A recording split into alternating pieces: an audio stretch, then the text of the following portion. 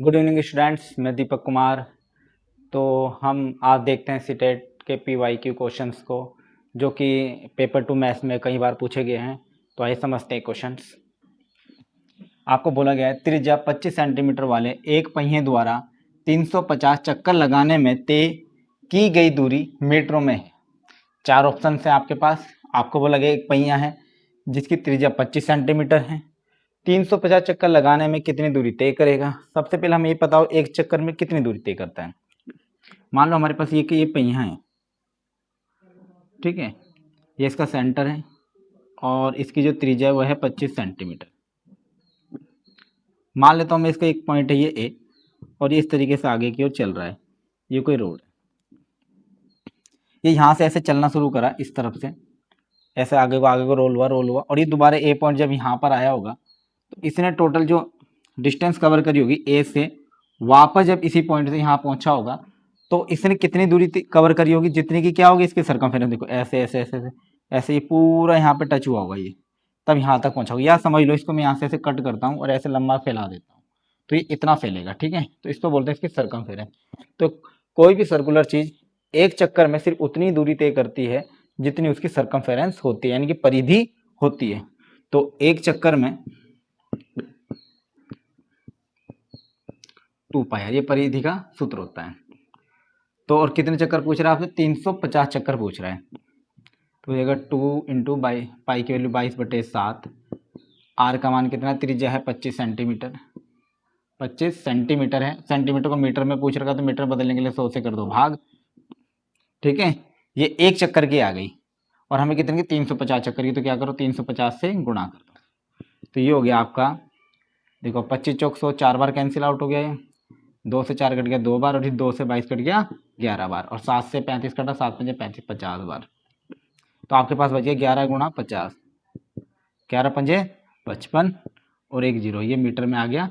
तो 550 मीटर की दूरी कवर करेगा। ये इसका ऑप्शन सी क्या होगा, बिल्कुल सही आंसर हो गया। तो सिंपल सा आपको ये ध्यान रखना है, कभी भी आपसे चक्कर पूछ लें, कोई भी सर्कुलर चीज है, मतलब कि जैसे पहिया है, कोई भी ऐसा ऑब्जेक्ट दे दें, तो एक चक्कर में तय की गई दूरी कितनी होगी, जितनी उसकी सरकमफेरेंस यानी कि परिधि होगी, और परिधि का सूत्र होता है 2 पाई आर, ठीक है।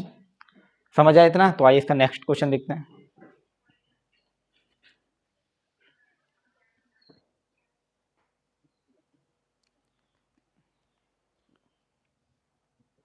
तो इसका सेकंड क्वेश्चन देखते हैं। सेकंड क्वेश्चन क्या कह रहा है आपको, 20 PQ² plus 4 PQ plus 45 PR² minus 60 PQR minus 6 RP के गुणनखंडों में से एक गुणनखंड निम्न है। यह आपको एक बहुपद टाइप का दे रखा है और इसमें पूछ रखा है के गुणनखंडों में से एक गुणनखंड निम्न है। इसके गुणनखंड बताने हैं कि इनमें से कौन सा इसके गुणनखंड होगा। ऐसे तो इसके कई गुणनखंड होंगे, कितने हो जाएंगे, 2 डिग्री है तो मैक्सिमम 2 तो होंगे, ठीक है।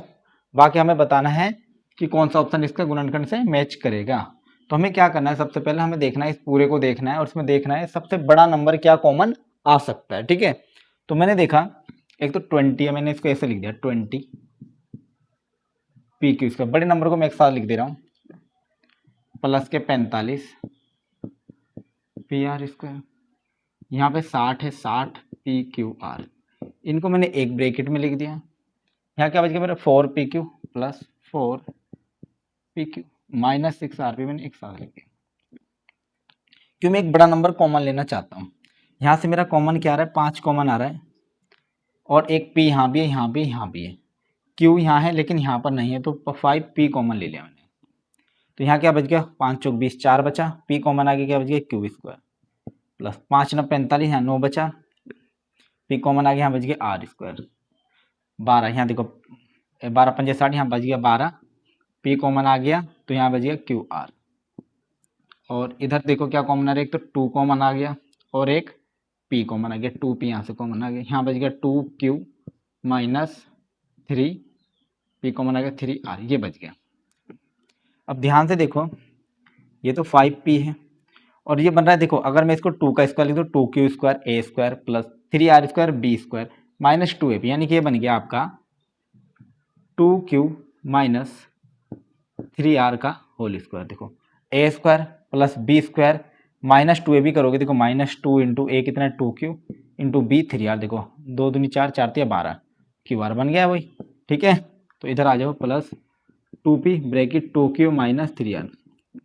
देखो यहाँ पे 2Q माइनस 3R है, यहाँ पे 2Q माइनस 3R है, कॉमन निकाल लो, ये आ गया 2Q माइनस 3R। ब्रैकेट के अंदर बच गया, यहाँ पे बच गया 5P प्लस, सॉरी एक ब्रैकेट कॉमन है तो एक ब्रैकेट बचेगा अंदर, ये बचेगा 2Q माइनस 3R और यहाँ बचेगा 2P। अब आप चाहो तो इसको आगे तक सोल्व करो, नहीं तो आपको देखो ऑप्शन सीधा मैच करके, देखो यहाँ पे 2Q minus 3R, 2Q minus 3R, ये तो होगा, हमें पूछा गया था कि गुणनखंडों में से एक गुणनखंड है, भाई एक गुणनखंड चाहिए तो हमें मिल गया, ये रहा, ये तो होगा ही होगा ना, बाकी आगे भी हमारा दूसरा आ जाए वो इससे ऑप्शन से मैच नहीं करेगा। ठीक है, होगा तो वो भी गुणनखंड, पर वो ऑप्शन से मैच नहीं करेगा, तो हमारे पास क्या आ गया, ये डायरेक्ट आ गया यहाँ से, ये गुणनखंड होगा इसका, तो हमारा ऑप्शन क्या हो जाएगा, थर्ड सही हो जाएगा। ठीक है, तो इस टाइप के जो क्वेश्चन होते हैं इसमें क्या करना है, जो बड़ी डिजिट है उसमें से कॉमन लेने की सोचनी है आपको, और उनको एक साथ लिख देना है, और छोटे नंबर्स को एक साथ लिख देना है। ठीक है, समझ आया? तो आइए इसका अगला क्वेश्चन करते हैं।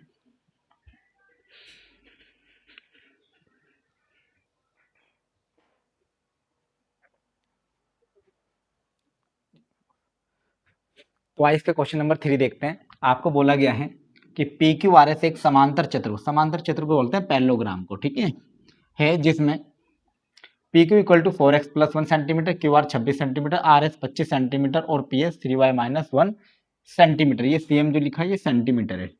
ठीक है, तब 3x प्लस 2y का मान सेंटीमीटर में है। आपको 3x प्लस 2y की वैल्यू निकालनी है, तो इसकी वैल्यू के लिए आपको x चाहिए और y चाहिए, जो कि कहां से निकलेगा, इससे निकलेगा। ये बाकी आपको आंसर दे रखे हैं सेंटीमीटर में। मैं यहाँ पे एक पैरेललोग्राम बना देता हूं।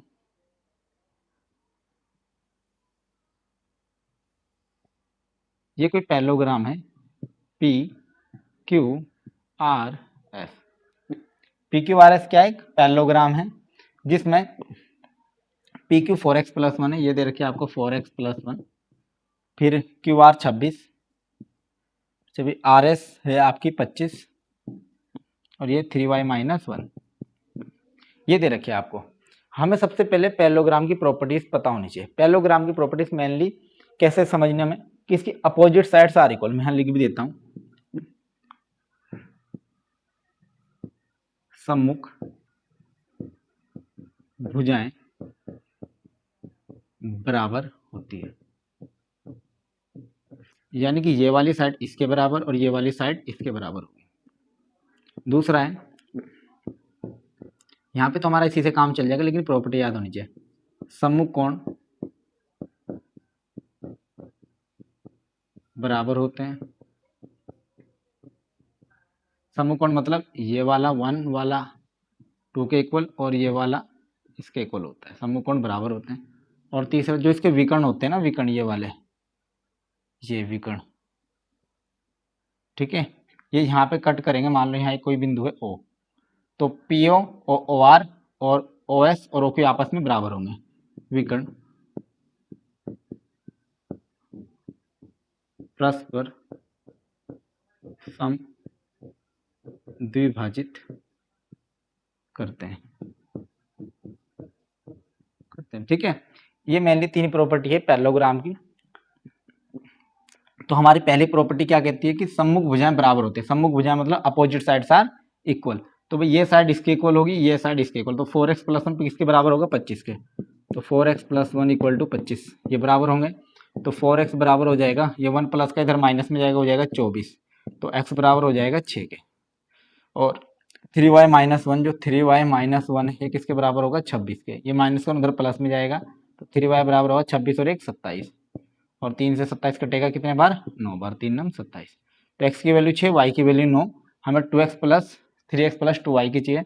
यहाँ निकाल देता हम 3x plus 2y, 3 into x की वैल्यू कितनी है 6 प्लस 2 इंटू वाई की वैल्यू कितनी है 9, तो 3 6 18 प्लस 2 9 18, तो 18 18 36 सेंटीमीटर पूछ रहा था ना।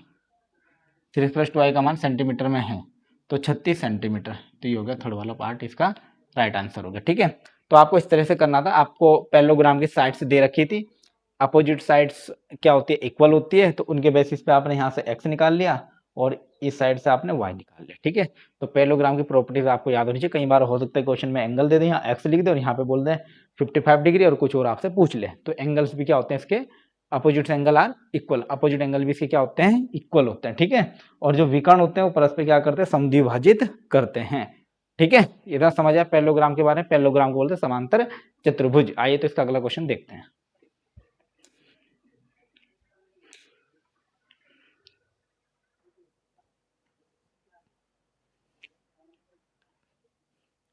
तो इसका क्वेश्चन नंबर 4 देखो, तो देखते हैं। आपको बोला गया निम्न में से कौन सी परिमेय संख्याएं -7/10 और -1/4 के बीच में स्थित है। देखो दोनों नंबर, एक -7/10 और एक -1/4 है, दोनों नंबर क्या है, नेगेटिव है, ठीक है। आपको क्या कहा गया है,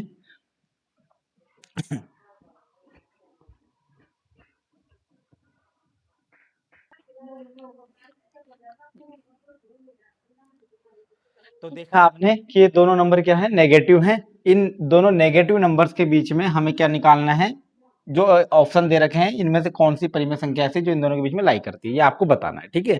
तो देखो सबसे पहले क्या करो, इन दोनों को भाग करा लो। 10 से -7 को भाग कराओगे तो आएगा माइनस के 0.7, ठीक है। और यहाँ पे जब 4 से 1 को भाग कराओगे तो आएगा 0.10 हो गया, 4 दूनी 8, 9 10, 2 बचा, हो गया 20, 4 5 20, ये हो गया। मान लो ये कोई नंबर लाइन है, यहाँ पे 0 है, ठीक है। यहाँ पर मान लो कहीं पर कितना लिखा है, यहाँ पे मान लो -1 है, ठीक है। तो ये कितना, माइनस के 0.7 माइनस के 0.25, तो 25 जो होगा ये 70, 25 ज़्यादा नजदीक होगा, यहाँ पे रहा होगा आपका 0.25 और यहाँ पे मान लो ये रहा होगा 0.7, दोनों नेगेटिव है। देखो दोनों नेगेटिव है तो नेगेटिव नंबर के बीच में नेगेटिव आएगा, पॉजिटिव नंबर तो होगा ही नहीं, ठीक है। तो सिंपल सा अगर मैं ऑप्शन सेकंड की बात करूँ, यहाँ पे 0 है, 0 तो इनके बीच में आ ही नहीं सकता ना, क्योंकि 0 तो क्या इस तरफ है और सारे पॉजिटिव नंबर इधर ही रहेंगे 0 से आगे, तो ये ऑप्शन तो नहीं होगा। यहाँ पे भी 2/3 एक पॉजिटिव नंबर, ये भी नहीं होगा। अब बचे हमारे पास दो ही ऑप्शन, तीनों नेगेटिव ऑप्शन, या तो ये होगा या ये होगा। पहला ऑप्शन मैच करते हैं, डिवाइड कराते हैं नीचे वाले से, माइनस के 0 पॉइंट, ये हो गया 50, 8 6 48, 0.6 लगभग, ठीक है। यहाँ पे -3 से 2 को 0 पॉइंट, हो गया 20, 3 6 18, ठीक है। ऐसे यहाँ पे माइनस के 0 पॉइंट, ये हो गया 30, 5 6 30, लगभग 0.6, ठीक है। 0.6 से आगे कुछ भी आता है तो देखो 0.7 के आसपास बैठे, यानी कि इन दोनों के बीच में लाई कर रहे हैं, तीनों ऑप्शन इसके इन दोनों के बीच में लाई कर रहे हैं, ठीक है। तो इसलिए हमारा ऑप्शन 1 क्या हो जाएगा, करेक्ट हो जाएगा। आप सेकंड ऑप्शन चेक करोगे तो इनके बीच में लाई नहीं करने का ये, ठीक है। देखो ये और ये दो ऑप्शन तो सेम है। अगर आप ये वाला ऑप्शन देखोगे तो इसमें देखो आप ध्यान से, यह जाएगा माइनस के 0 पॉइंट, ये हो गया 30, 4 7 28, 29 30, 2 बचा, 10 20, 4 5 20, ये हो गया 0.75, और ये कितना था 0.7, ज्यादा क्या होगा 70, और ये क्या होगा 75, तो यानी कि इससे थोड़ा सा इधर आएगा, तो इसलिए ये ऑप्शन नहीं होगा। तो इसलिए ऑप्शन 1 क्या हो जाएगा, इसका करेक्ट आंसर हो जाएगा, ठीक है। तो आपको इस तरह से देखना है, डिवाइड कराना है, दो नेगेटिव नंबर उनके बीच में पॉजिटिव नंबर तो होगा नहीं, ना ही 0 लाई करेगा, तो इसलिए आपने ऑप्शन से इसको करेक्ट करना था, ठीक है। तो इसका एक और क्वेश्चन देखते हैं, ठीक है।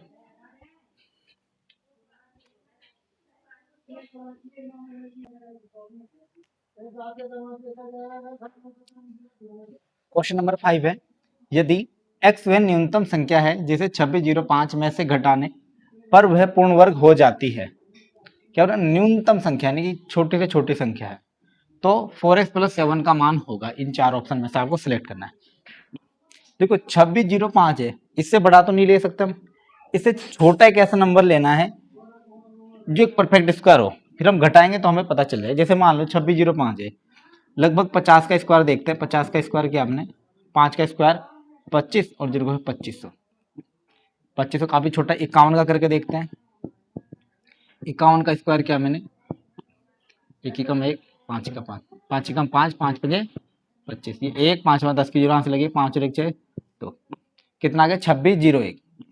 तो 51 एक क्या है इसका परफेक्ट स्क्वायर है 2601, और यहाँ 2605, 52 का करूंगा तो बड़ा हो जाएगा, ठीक है। तो 2605 में से अगर मैं 2601 घटा दूं तो कितना बचे, 5 में गया 4, तो 4 बच रहा है। अगर मैं 2605 में से 4 को घटा दूं तो मेरे पास बचेगा 2601, बचेगा 2601 और 2601 क्या है, एक परफेक्ट स्क्वायर है। तो यही कह रखा था इसने क्वेश्चन में कि 2605 में से क्या घटाएं कि वे पूर्ण वर्ग हो जाए। तो भाई 4 घटा दो 2605 में से, तो वो 2601 बचेगा और ये क्या एक पूर्ण वर्ग संख्या है। ठीक है, तो इस तरह से आपको पता करना है। तो x की वैल्यू क्या आ गई, 4 आ गई, क्योंकि क्या बोला था x वह न्यूनतम संख्या है जो इसमें से घटाने पर एक परफेक्ट स्क्वायर बन जाए। तो x की वैल्यू 4 आ गई। आपसे पूछ रखा 4x प्लस 7, तो 4x प्लस 7 क्या हो जाएगा, 4x प्लस 7 हो जाएगा आपका 4 इंटू 4 प्लस 7, 4 चौक 16 प्लस 7, 16 और 7 23। तो इसका ऑप्शन 3 क्या हो जाएगा, बिल्कुल करेक्ट हो जाएगा। ठीक है, तो आज हमने सीटेट PYQ के 5 इंपॉर्टेंट क्वेश्चन किए हैं।